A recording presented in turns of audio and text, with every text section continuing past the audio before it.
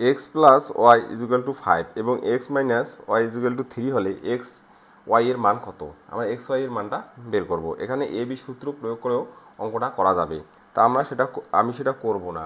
আমি করব হচ্ছে x plus y is equal to 5, মানে সূত্র ছাড়াই x minus y is equal to কত? 3।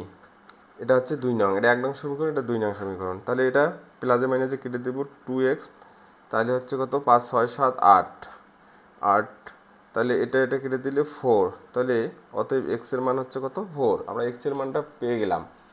তাহলে y এর মানটা আমরা বের করব। তাহলে y এর মানটা বের করতে হলে x এর মান কি 1 নং সমীকরণে বসাই। 1 নং সমীকরণে বসাই, 2 নং এ বসাইলেও অঙ্ক হবে। তা আমরা 1 নং এ বসাই x plus y is equal to 5।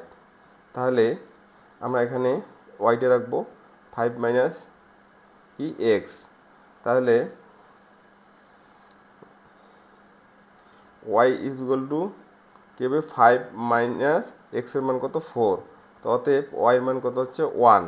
আমরা এক্স এর মান গেলাম, ওয়াই এর মান পেয়ে গেলাম। তাহলে এক্স ওয়াই, তাহলে এক্স ওয়াই, অতএব এক্স ওয়াই এর মান, এক্স এর মান কত? 4, আর ওয়াই এর মান হচ্ছে 1। তাহলে হচ্ছে কত? 4। এটা হবে অ্যান্সার।